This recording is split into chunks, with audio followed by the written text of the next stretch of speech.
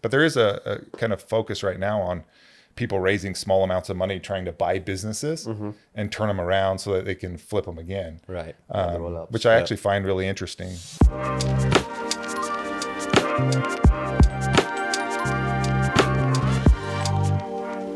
Welcome, folks. We're here with Tyler Pluger, CFO and co-founder of Everee, Riley Omundson, Chief Sales Officer at Sequify, with Roshan. Yep, CEO and founder of Sequify. But yeah, here to have some fun chats with Tyler. Hopefully get to learn a lot about business, raising capital, funding, all sorts of different stories. So I'll let you just kind of introduce yourself and talk about who you are.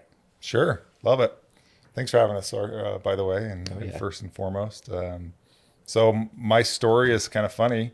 I grew up as an inner city kid in Salt Lake City, 5 kids in a clawfoot, one single bathtub in our house. And so it's kind of fun to look back when I get asked the question of where'd you start and where'd you come from? And I always have that vivid memory of the moment of hopefully not being the 5th kid in the cold water in the same tub. So that's where I started, but ultimately landed 5 degrees later at a public accounting firm in Tanner. So wow. I spent a lot of time at the U and could have been a perpetual student, but ended up being in accounting and finance because I used to trade stocks as a kid. So I would drive I'd ride the city bus, frankly, to the library downtown and look up Investor Business Daily and all sorts of other little research things, and I'd buy my 5 shares of some stock and put $100 in, and I thought I was making a ton of money. Ended up losing quite a bit, but learned a lot along the way. But anyways, that's why I got into finance and accounting, and ultimately audited for a lot of different years, businesses from construction to software, help companies raise money by doing due diligence work, and then started Everee 6 years ago after kind of building a consulting firm to try to help companies raise money. I have a soft heart for founders because I saw too many founders kind of getting taken advantage of by investors because they didn't know what they didn't know. And so helping them kind of navigate that water was super beneficial to me prior to and kind of concurrently with starting Everee. Mm-hmm. I'm sure there's a lot of lessons, that you could go talk to these founders about. But if you were to piece like 1-2 pieces of advice that you would take to founders right now to, not be taken advantage of by investors, what's like top of mind? Here's my go-to one-liner. I've always got this. Or what do you say to them? Yeah, I always look at investors as a means to an end. And I hate to say that for people here. But oftentimes people take money for the wrong reason. And so my first advice is, why do you need the money? Mm-hmm. Is it just because you think you need to grow? Or is it because you want to grow? Or is really there a problem in your business that you're trying to fix? Or is it an accelerant? Mm-hmm. So for my first question is always going to be like, why do you need it? Or is there a path to not have it? The second piece of advice would be, you just got to get your crap in order. Like they're going to do everything they can to depress value. Mm-hmm. And you have to be absolutely ready to do the opposite. Mm-hmm. And so I look at it as a chess game of they bring this and I bring that. And I find that fun. Right. To be able to say, hey, here's your war chest of opportunities to fight against value depression. Yeah. And we talked about in the last podcast, I think one of the other founders was talking about how it's a poker game, right? Like they're basically playing you, you're playing them. But a lot of times the first time founders who are raising capital, they don't really know the pressure tactics. Like the investors come in, they ask all these hard questions. And the idea for them is not to actually make you prove your business not worth much, but it's to break your confidence. Yeah. Like what's some things you think like you have done when you're raising capital, which kind of like took you away from all these other founders when you were raising? Like what things you implemented, like thinking, I know I'm not going to go with either these investors or I'm not going to go get pressured by these investors and stick to my guns and raising. Yeah. And I think a lot of it comes from, like you mentioned, confidence in your own business. So everyone is going to ask you questions about, can you really scale? Do you really know how to optimize margins? And your answer always should be, I don't know, but you really do. And so you're always trying to test them on, they'll always say they'll have additional value. They're going to bring a whole bunch of new things to you, and they're going to introduce you to a whole variety of people. And ultimately, I don't want those type of people really around the table. I would rather have somebody that says, hey, great, I have some ideas and thoughts for you. I'm going to help give you some things to consider, but I'm not going to force you down a certain path. And so for me, creating an ability for you to have optionality instead of get structured or get forced into a specific way to view your own business because somebody else is telling you to look at it that way is something you always have to be on guard for. I don't know that there's like a secret sauce or recipe for exactly how to prepare for investor discussions.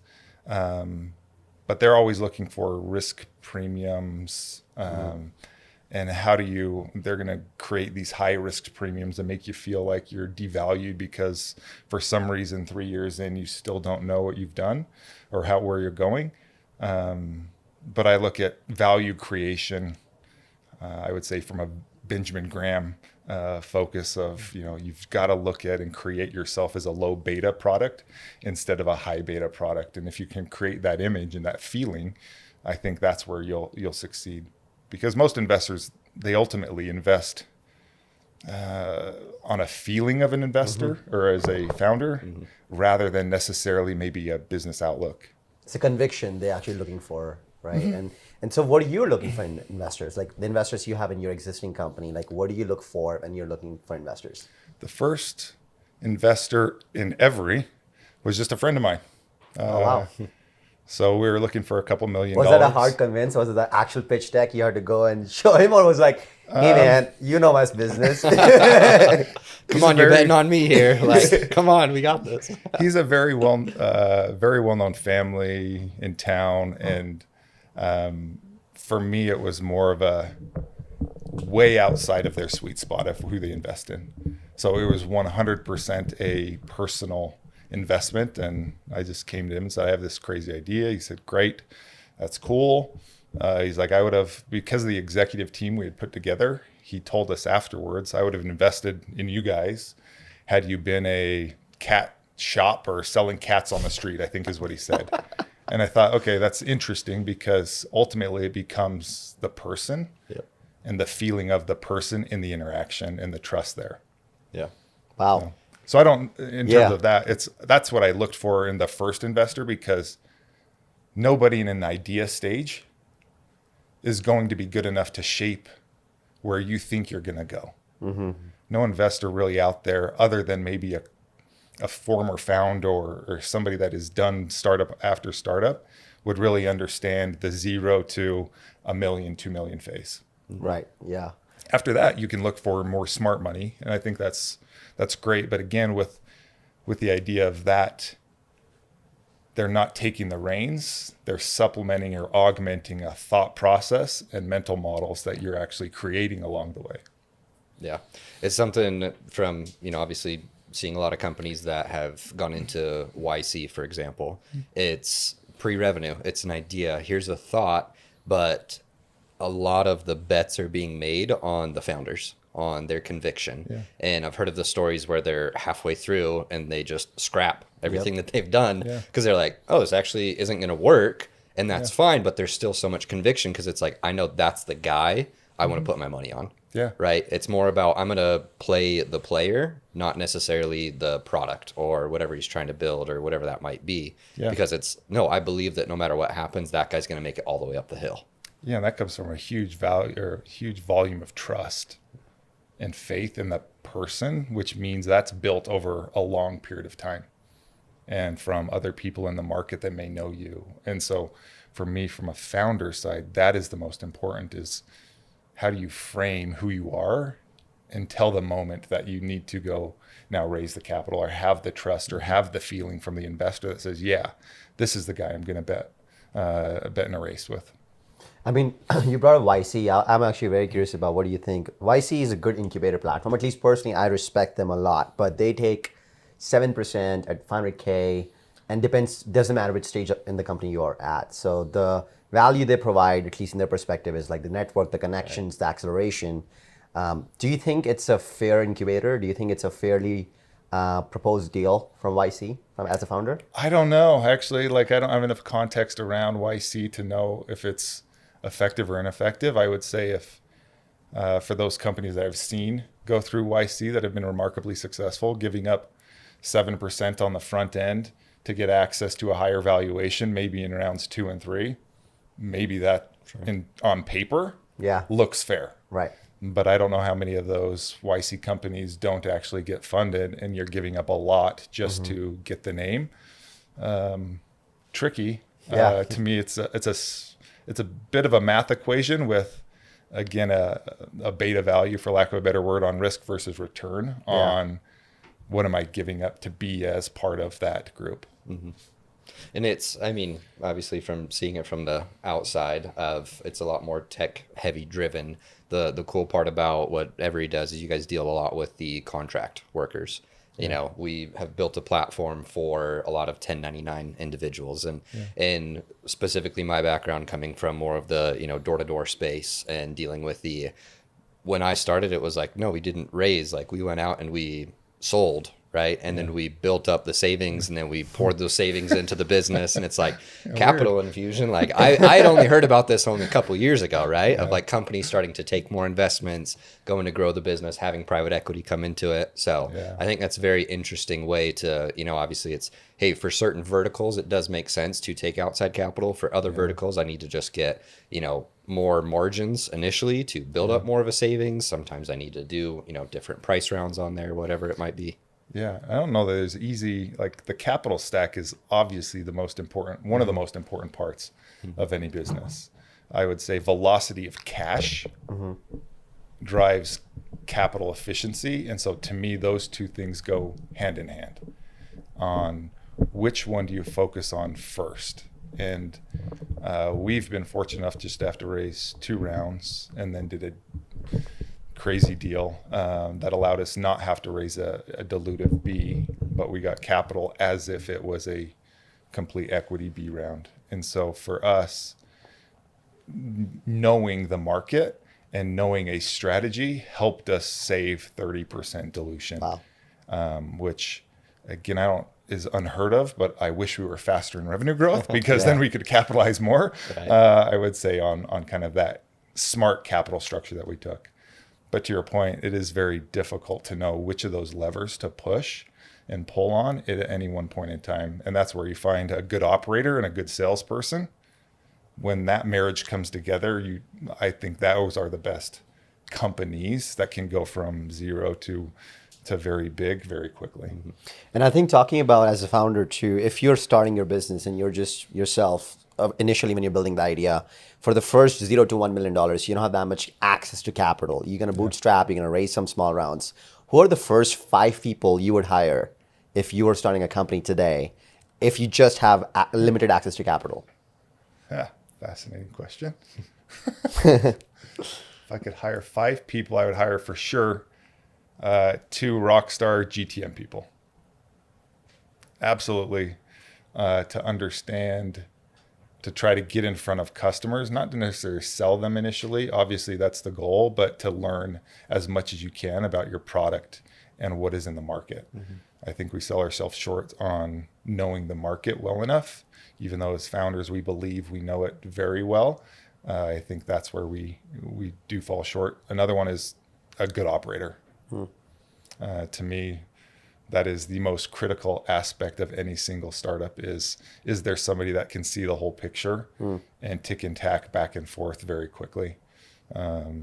And so for me, whether or not, I don't know if there's 5 people for me, but to me, like those, in addition to who your product people are, depending on what it is, if you're a inventory and you need a supply chain manager type person, or if you're building software and you have, a designer and an engineer, like those to me is kind of how I would look at it. But to me, when I look at any business, there are only really 2 people I care about, which is there a good operator? And then who is like the visionary or salesperson? Yeah. And so a lot of your time at Tanner, you were consulting companies, helping them understand, right, like the ins and the outs, how to Yeah. make things work. What were some of your favorite industries to work in? And then let's go into some of your not so favorite industries to work in. I loved the fast growth industries for sure. Like Yeah. software tech companies were really enjoyable. I would say there's companies called certificate authorities. We have a really big one in town that does some really interesting things, high growth, but they do a very unassuming type item. So I loved kind of those fast growing industries. I don't love construction. In fact, I hate it. But being Everee, you probably deal with a lot of construction companies, or at least Not construction, and we can talk about that in a little bit about how I look at solar as a construction company. Yeah. But I don't like construction because there's too many moving parts. There's a lot of people and process that has to be well oiled to be able to get it efficient. And from an accounting side of things, there's weird estimates that you have to try to do that I always think are always wrong. And so to me, I'm not super comfortable with that. But I do like, there's all sorts of manufacturing businesses are fun. You get to watch products being built, but I loathe businesses with inventory. I think inventory and supply chain is something that takes a really genius to figure out when and where and how do I place a product on a shelf? What is really the demand that's going to happen from there? Can I predict it? When do I have to purchase certain items? Because the lead times are a certain length. Like to me, like that's a complex business and people have done it very well. But I would not ever start a business that had inventory. So I do not enjoy them. But all the time when I was auditing, I always had this thing in the back of my mind is similar to going to the library and picking up books was I was always trying to figure out like why they worked and where they were struggling. And as an auditor, you weren't really asked to give advice on how to improve their business. And so I would always just in my mind say, okay, if I was asked, this is what I would say. And why did they do this? And I was always questioning things, which helped me, I think, stay engaged in a pretty compliance type business, which is auditing. And so I told myself a story every day, which was like, okay, I'm going to go learn something new from these businesses, even though I'm not operating. So in reality, if they let you consult, you probably could have made a lot of these businesses efficient. Could have, but it wasn't my job. Right, And so as a result, I exactly. didn't do it. Yeah. I was just telling myself how I would teach them.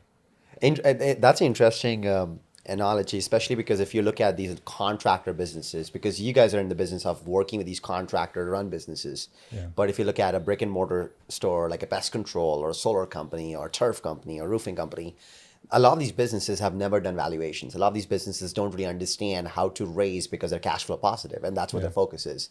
What do you think is really important for these businesses to realize when they're looking to get an exit or when they're trying to understand an exit? Because I think it's a very untalked topic, at least to businesses we talk to. They have zero idea. There's a lot of really good companies and they have never raised private. They're doing very well. They're cash flow positive, but they don't know what exit looks like because they never cared about it. Yeah. What things do you think is important for them to think through as they're building their business? Because eventually everyone wants to retire. Yeah. And Yeah. And so in a contractor heavy business or just a business in general? contractor heavy Yeah. business. Yeah. So I look at those industries that you just mentioned, and the only way you're going to get an exit is if you have enough cash flow to support an acquisition, because they're buying volume and they're buying cash flow. Everybody does. Yeah. And so the only way that if you're not on a trajectory of that you can be acquired by a strategic, which is maybe because you have a secret ability or a secret tech stack that can enhance operations and make things more efficient, you have to be bought for cash flow. Which in those industries, then it means, okay, you have to run a very well-oiled, efficient engine, which rarely are they. And so as a result, you either have to be very good at talent acquisition and growth, meaning, selling better than somebody else, Yeah. or you need to be a very good operator. So your profit margin is very high. So your profit, and that makes you more attractive there. But if you're not attractive on the operation side because your margins are terrible, but you're mediocre at sales, I hate to say it, but you're going to not have that great of an outcome because there really is nothing, in my opinion, truly unique of those businesses. There's a lot of mediocre direct consumer businesses or direct door-to-door companies or just basic companies out there that aren't that interesting. But there is a kind of focus right now on people raising small amounts of money trying to buy businesses and turn them around so that they can flip them again. Right. Which I actually find really interesting in a variety of industries, from cabinetry to window manufacturing and Storage. yeah, I think it's Yeah. it's kind of interesting. But I actually think that's also born from, my generation after me, which, because I'm old now, but it's I think they're looking at life and saying, okay, I can either go drive for Uber or do this, or I can find somebody to give me $50,000 and I can go buy this business and I'll give that a go. And I think how awesome it is that kids now are looking at that and saying, well, I'll try that. And driving their own kind of future. Whether or not they'll be successful, I think, is up to them. But I find it fascinating that there is that much interest in kids now going out and doing their own thing. Yeah. And one little case in point is my son a couple of years ago came to me and said, he saw one of my friends' dads who works for a company, a large company, and said, Dad, what's his problem? Why is he working for somebody else? And he's 50 years old. His whole mindset at 14 years old was when Ethan was 14. He said he was just so curious on why would somebody work for somebody else so late in life? And I thought, how awesome. I know. Is that, Keep it up, man. To have that's awesome. Just that kind By of mindset. 16, he actually runs a business. Yeah, I don't know. I have a better valuation than you, Tyler. I hope he does. And you're like, sorry, son, I will be working for you. Yeah. So well done. I love it. Yeah. No, that's awesome. Talking about the roll-up strategy. I know another thing that I kind of want to pivot into that Everee helps focus on it is that gig economy that you mentioned. Talk to me about what you think that's going to look like over the next few years, because there is the side of, hey, maybe I am working right now, but I know I can do more of that, and I want to supplement that, and I want to go try out different things. What does that trajectory of the gig economy look like, do you think? Yeah, we keep our finger on the pulse of this for a variety of reasons. Everee was created basically to pay workers faster. So whether or not you're taking a shift over here and manufacturing and for 4 hours and want to get paid right after you quit, not quit, but you end your shift, if you want to call it that, or if you go and do some dishwashing, or if you go drive for Uber or a taxi, to us, the experience should be the same of, do I want to get paid now or do I want to wait 2 weeks? And I think it should be the option of the worker to dictate pay preference.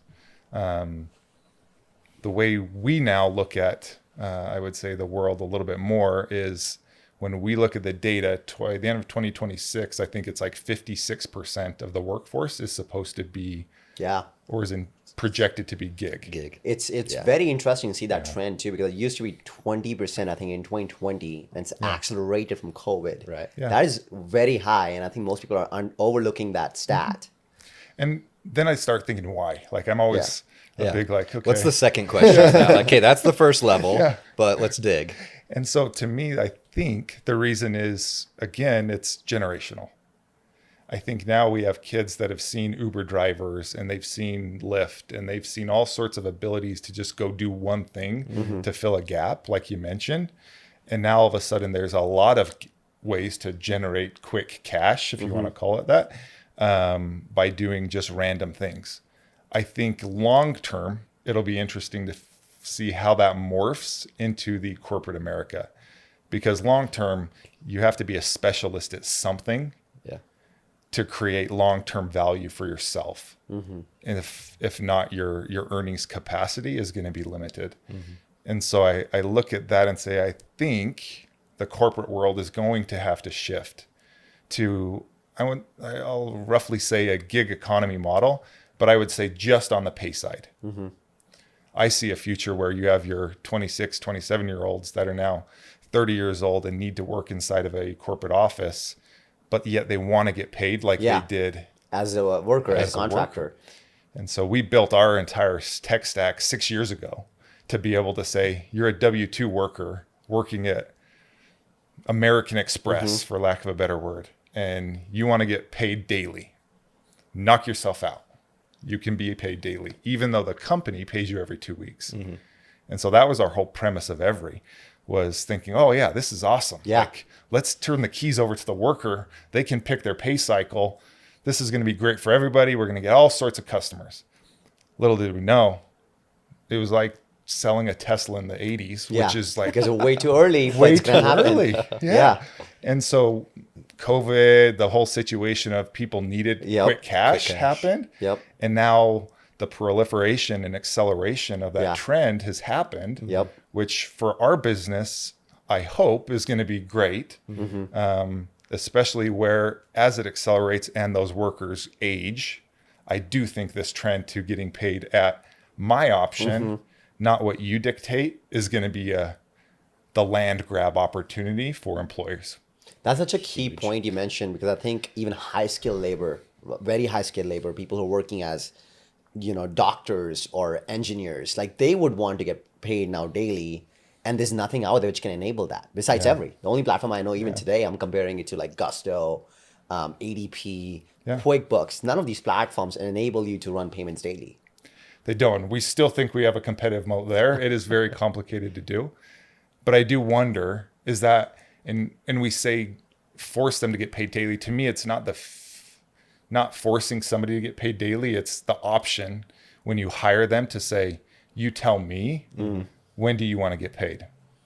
And I think that's the compelling value proposition, to where the worker now feels like they're have the the choice. valued, Yeah. and they have, again, the choice, but also it's like it's an appreciation that says, okay, you're so important to me. You go tell me how frequently you need to get compensated for work that you're performing every day. Because forcing somebody into a 2-week pay cycle just because you can and because it's the norm, to us is very unusual. Yeah.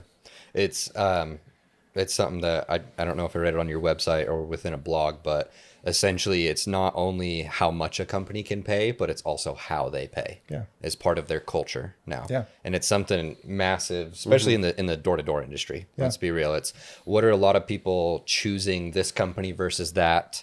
One of the top factors, obviously, compensation, right? But on top of that, it's also how frequent can I get that? Yeah. Right? Because back to when I was selling, I always think, okay, well, I sold it today, so that means I'm going to get this amount. If they pay then, and then, oh, sick, like that's $50 in 2 weeks. Oh, I got to go do 30 more of those to actually get a good paycheck. But now it's like, okay, as long as customers are paying, everything's up to date. Like, why would I not choose to get that quicker? I mean, here's the asterisk. If you're a sales guy out there and you go blow all your cash, like don't do that, right? Financial advice, not financial advice. But at the same time, it's like, how can we help these people live and have better, means and have a better option to And like have Tyler said, it's still end of their choice. So if they Exactly. want to spend all their money, that's still their Right. choice. Like you shouldn't hold their paycheck just Yeah. because you want to give them only 2-week options. that. Right.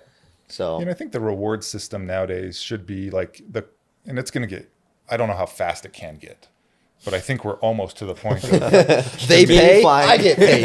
It goes right. Yeah. I think we're at a point almost where it's diminishing returns of, it's so close between those two events that there's no more Pavlov's dog of, hey, I sold something, I just got paid. It just can't be any quicker. So then the next iteration, I think, of this is going to be like, you're going to go back to the value prop and like, what does it feel to work for this company?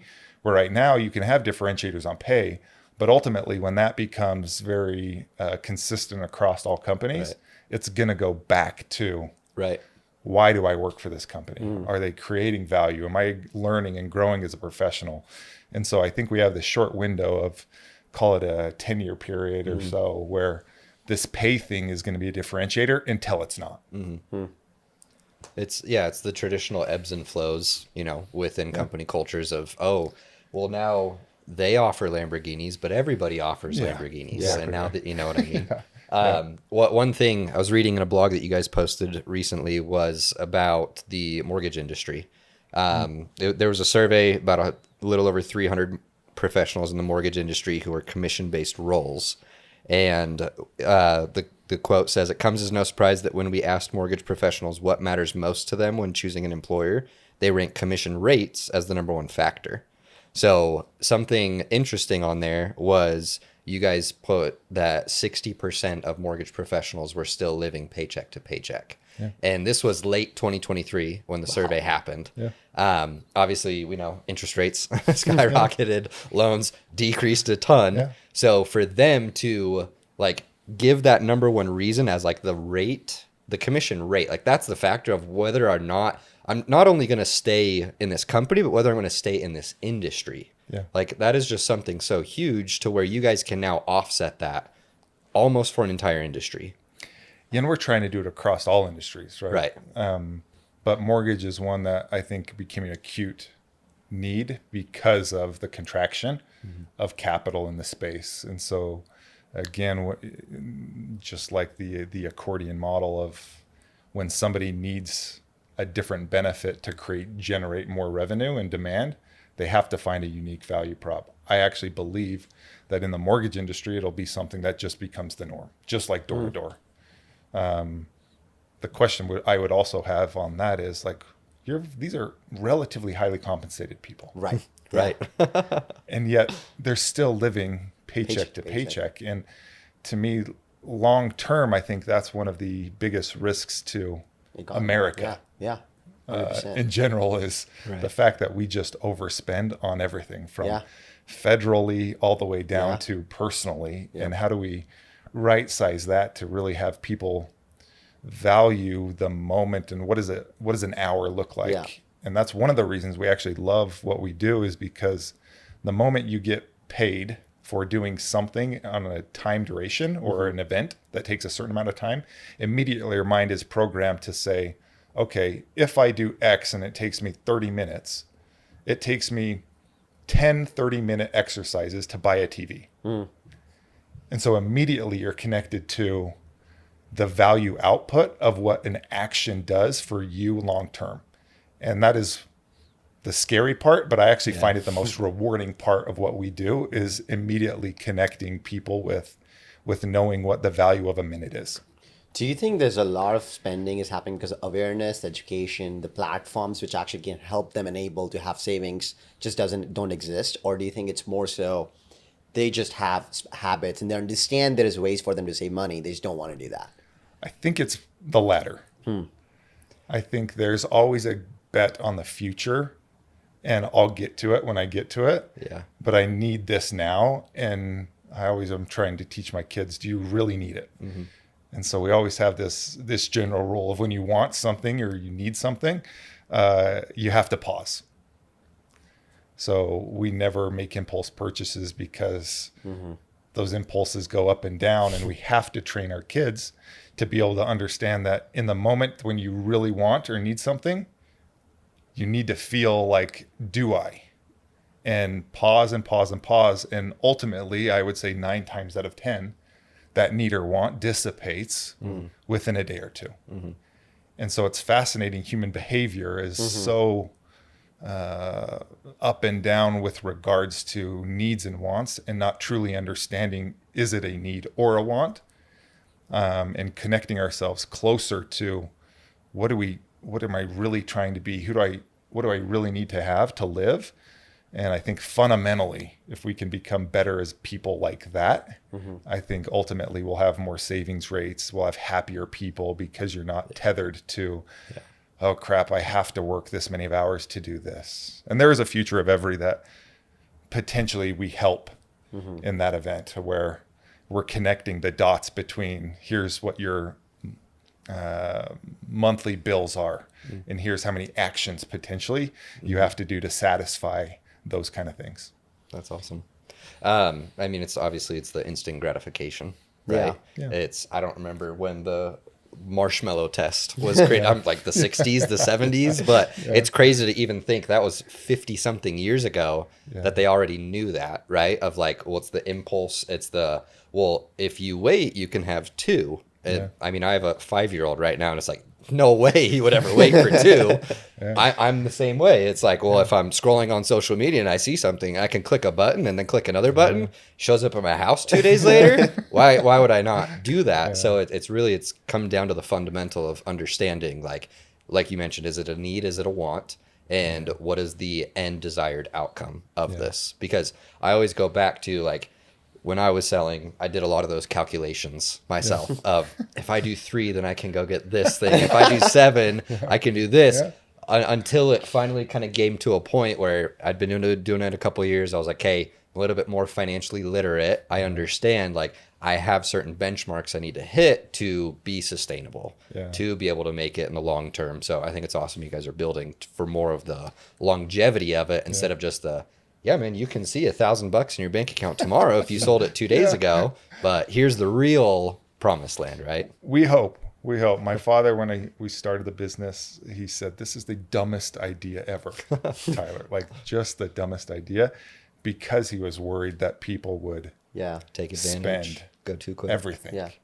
And we do a lot of research around, okay, if you tell somebody or you allow them to get their paid every day, are they going to be worse off? And I don't know, 90 some odd percent, you're actually better off because of the connection between what is my hourly or moment value connected to what I have to buy. And fortunately, I think my kids have now learned that, because I force the pause, but it's also because they see, okay, if I work for $15 an hour and this costs, a pair of shoes costs me $150, that is a lot of time, a lot of hours to do. And the quicker that connection we can make for people, I think, again, for me, it's all about happiness in life. And so freeing yourself from I would say the worries of, I have to make this much to do this, really is what's liberating to me in terms of your own value and your own happiness in life. Yeah, I think there's a study with World Economic Forum where they're forecasting that by 2028, every second person will do 3 jobs on average to live and survive. And I don't know how much that's going to happen, but I do see there's a good chance we'll come to the point where people will pick the positions they want to work in hourly or contractually for half the day, and then they decide to work something else because they want to make money. So what do you think about? Do you think that's something which is possible? Well, moonlighting, right? Basically.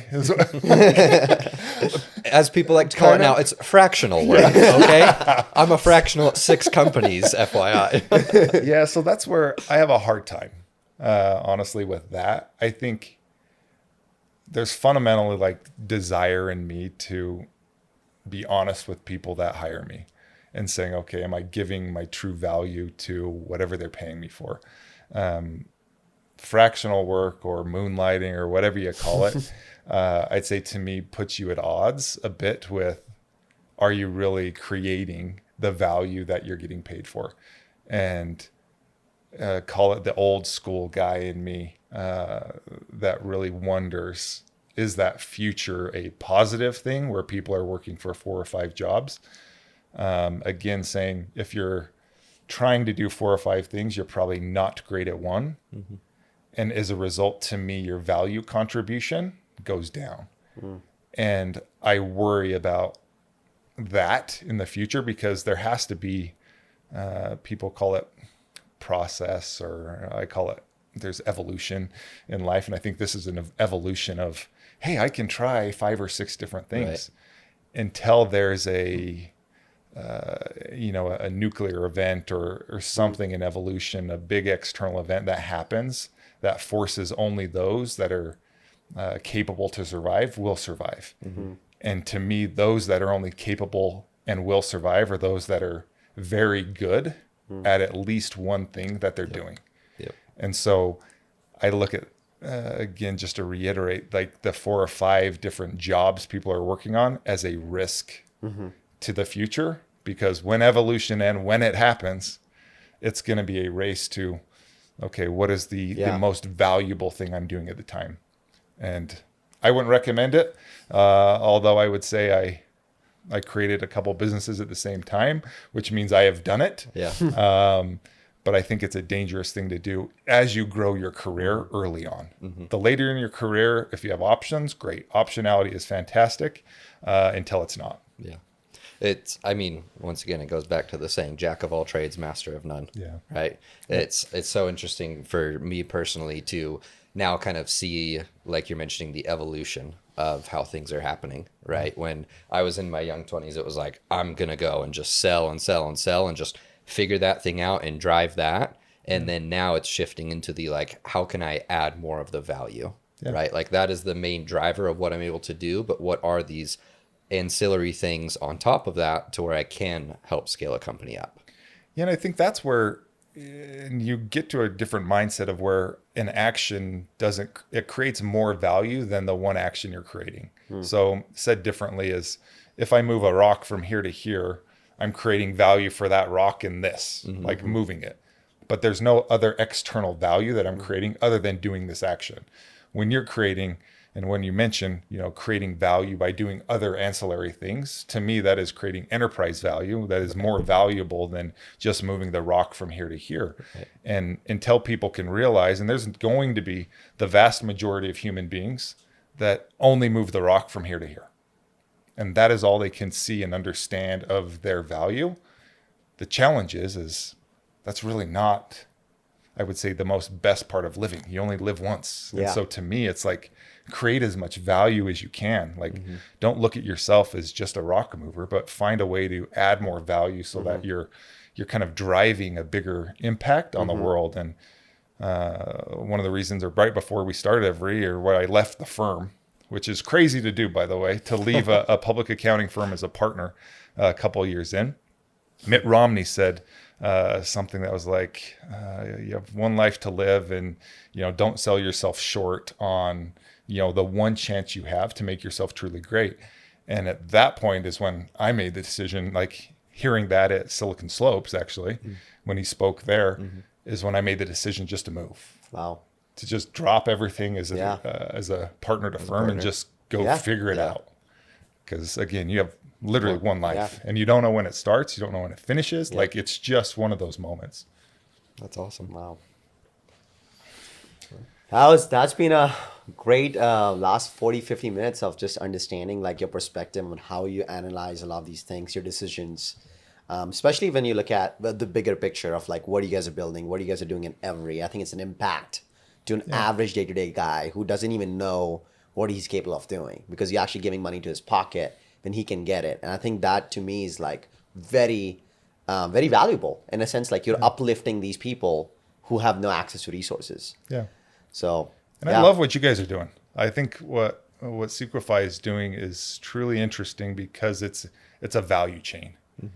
And when the reason I love working with you guys is the fact that there's optimization that can happen for all businesses, and for lack of a better word, you're forcing optimization to create value in businesses that generally don't know how to optimize value.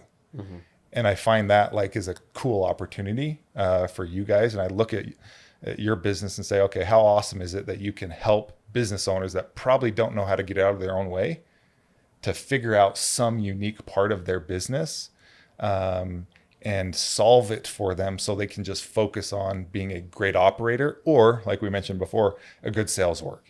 And one of the two, but take the operational part of it away. And so I appreciate you guys and long-standing relationship here. Oh, we appreciate it. This was awesome. You're the man. Thanks for coming Thanks. on. Yeah. Appreciate it, guys. Thanks, Tyler. All right.